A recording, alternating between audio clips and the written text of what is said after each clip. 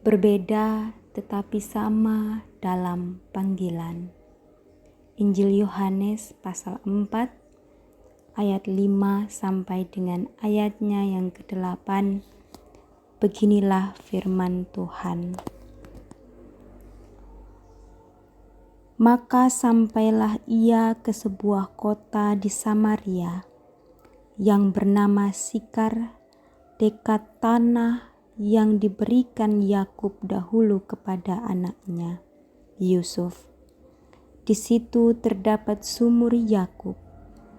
Yesus sangat letih oleh perjalanan. Karena itu ia duduk di pinggir sumur itu. Hari kira-kira pukul 12. Maka datanglah seorang perempuan Samaria hendak menimba air. Kata Yesus kepadanya, "Berilah aku minum." Sebab murid-muridnya telah pergi ke kota membeli makanan. Bapak, Ibu, saudara-saudari yang dikasihi dan mengasihi Tuhan. Pada zaman Yesus, orang Yahudi tidak berinteraksi dengan orang di luar bangsa Yahudi. Karena pandangan bahwa orang di luar Yahudi tidak layak di hadapan Allah. Pada bacaan kita hari ini, kira-kira pukul 12 siang, Tuhan Yesus sedang berada di Samaria dan duduk di pinggir sumur karena letih oleh perjalanan. Sementara para muridnya pergi ke kota membeli makanan.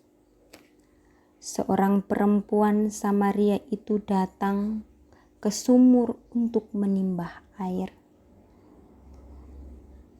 Fakta ini menunjukkan bahwa perempuan ini menghindari para perempuan lainnya yang biasa bersosialisasi dengan menimba air di sumur bersama-sama pada sore hari.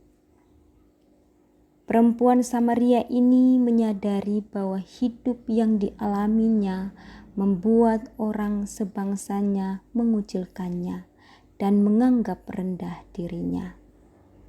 Namun, Tuhan Yesus mengetahui fakta tentang perempuan Samaria tersebut. Tuhan Yesus mulai membuka dialog dengan dirinya. Tuhan Yesus tidak menutupi kesalahan perempuan Samaria itu.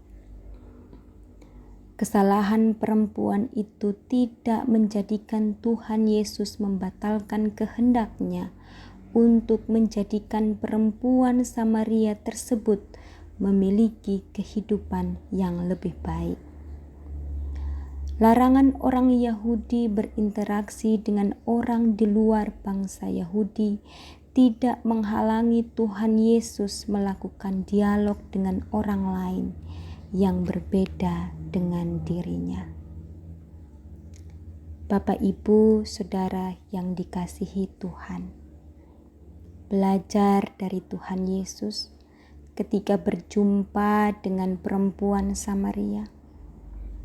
Mengajari kita untuk menyadari bahwa perjumpaan tidak sekedar perjumpaan, melainkan kesempatan untuk mengenal dan menciptakan relasi baru, merespons situasi. Pandemi COVID-19 yang melanda dunia dalam kurun waktu yang lama ini merupakan fakta bahwa dunia menjadi perahu bersama dengan ciptaan Allah lainnya sedang diguncang badai. Apa yang bisa kita lakukan sebagai bagian dari penumpang itu? Bapak, Ibu, Saudara yang dikasihi Tuhan.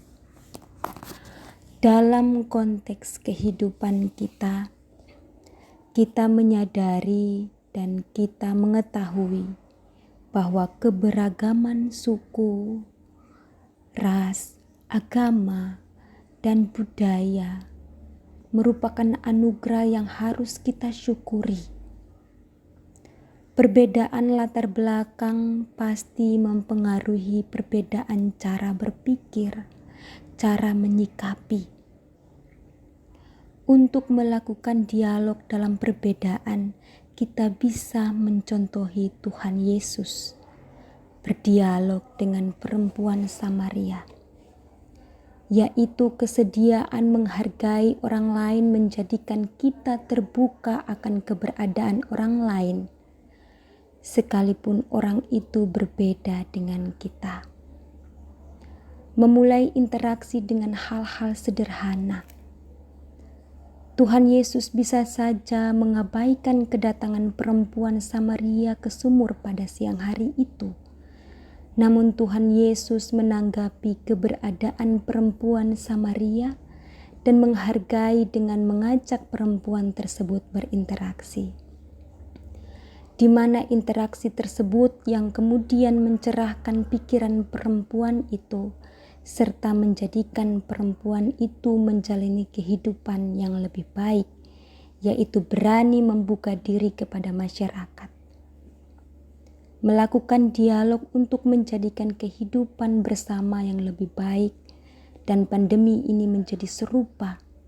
Bagaimana setiap orang dalam perahu yang sama saling berinteraksi mencari cara menjadikan hidup lebih baik.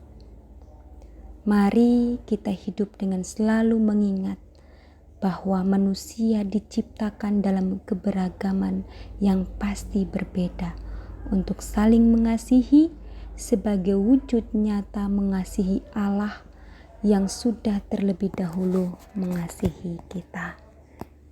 Tuhan memberkati. Amin.